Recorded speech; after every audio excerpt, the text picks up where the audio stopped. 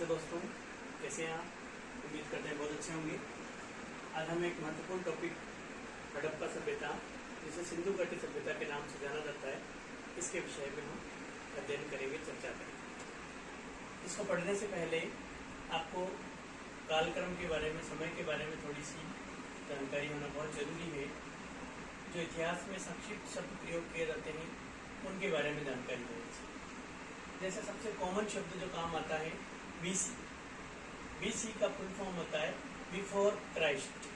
Before Christ का मतलब होता है ईसा मसीह के जन्म से पूर्व, यानी ईसा मसीह का जन्म हुआ है उससे कितने वर्ष पहले की बात कर रहे हैं, वो है बीसी, और हिंदी में कहें तो इसको ईसा पूर्व कहा जाता है। दूसरा जो सामान्य शब्द प्रयोग में आता है वो है एडी। एडी को संक्षिप्त फुल फॉर्म होती है एनो डोमिनी। एनो डोमिनी के लिए हम हिंदी शब्द प्रयोग करेंगे ईस्वी। ई का मतलब ईस्वी, यानी ईसा मसीह का जो जन्म हुआ है उस वर्ष से, यानी मैं 1900 ईस्वी की बात करता हूँ, इसका मतलब होता है ईसा मसीह के जन्म से 1900 वर्ष बाद। आज 2021 चल रहा है, ईस्वी सन 2021 का मतलब है ईसा मसीह के जन्म को 2021 वर्ष हो चुके हैं। इसके बाद नया पैटर्न जो आजकल चल रहा है वो एडी के स्थान पर सीई शब्द का प्रयोग किया जाता है। सीई का फुल फॉर्म होता है कॉमन ईरा। कॉमन ईरा का मतलब वही है, इसके समानार्थी शब्द माना जाता है।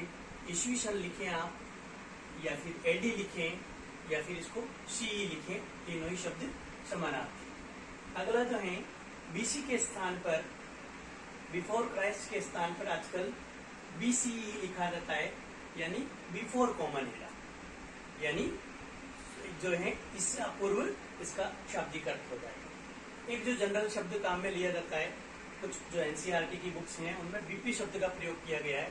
बीपी का मतलब होता है बिफोर प्रेजेंट, यानी आज से कितने वर्ष पहले की बात कर रहे हैं। ठीक है, आगे बढ़ते हैं। हम हड़प्पा सभ्यता के बारे में कुछ संक्षेप में जानकारी प्राप्त करते हैं। सिंधु घाटी सभ्यता को हड़प्पा सभ्यता के नाम से जाना जाता है। सबसे पहला क्वेश्चन यहाँ से यह आता है कि इसको हड़प्पा सभ्यता क्यों कहा जाता है।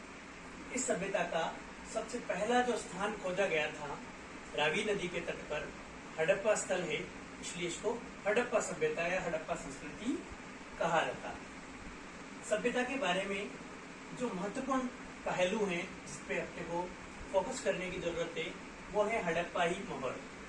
हड़प्पाई मोहर सेल खड़ी नामक पत्थर की बनी हुई है, और जिस पर विभिन्न प्रकार के जानवरों के चित्र हैं और विभिन्न प्रकार के लिपि में कुछ अक्षर लिखे गए हैं, परंतु उन अक्षरों को अभी तक किसी ने पुरातत्व विधि के द्वारा उनको डिकोड नहीं किया गया, पढ़ा नहीं गया, तो इनकी जानकारी ज्यादा हमें नहीं प्राप्त हुई। हड़प्पा सभ्यता के बारे में अगर आपको ज्यादा जानकारी प्राप्त करनी है तो कुछ हम साक्ष्यों की सहायता लेनी पड़ती। जैसा कि इतिहास के बारे में कहा गया है कि बिना साक्ष्य के हम कुछ नहीं लिख सकते, कुछ नहीं कह सकते।